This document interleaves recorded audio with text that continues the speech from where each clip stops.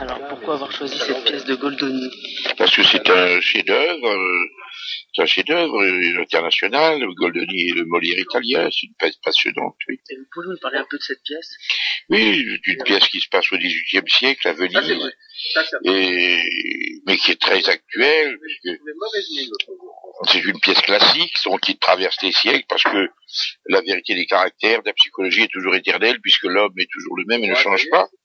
Ce sont des pères, des pères de famille, autoritaires, machos, qui sont des tyrans, et finalement, à la fin de la pièce, les femmes, par leur ruse, par l'intuition, par leur charme, les réduisent à rien, voilà. Qu'est-ce qui vous pousse encore à faire des tournées? Est-ce que vous... Là, c'est la passion. Qui vous jouez aux échecs, vous aimez les échecs, c'est pas parce que vous êtes vieux que vous avez arrêté de faire des échecs. Il y a des questions à la course. Connaissez-vous encore le trac? Oui, naturellement, on a toujours une appréhension, surtout lors des premières. Après, quand on possède bien son sujet, bien évidemment, ça s'estompe, mais on a toujours une appréhension. Avez-vous des projets au cinéma?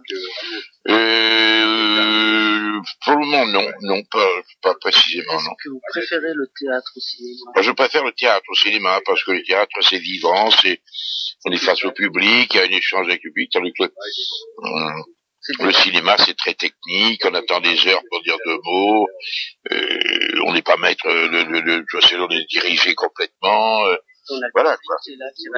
Voilà, bien entendu, oui. Quel message donneriez-vous à un jeune comédien? D'abord, je lui dirais un air de prudence, qu'il mesure bien ses forces avant de partir.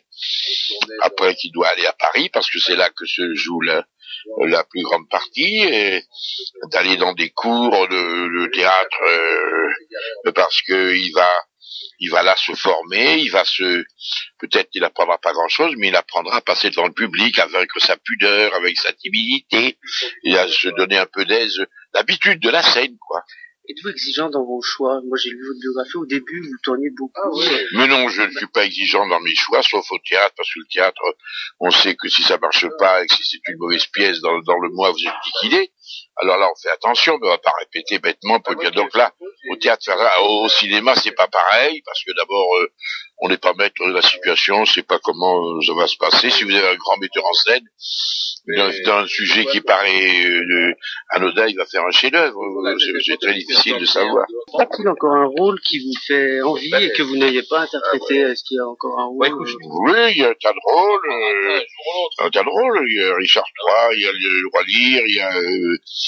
enfin bon, je peux peut-être un peu âgé pour jouer ces rôles-là, sinon ça me passionnerait. Avez-vous un plaisir supplémentaire à jouer avec vos enfants dans cette pièce?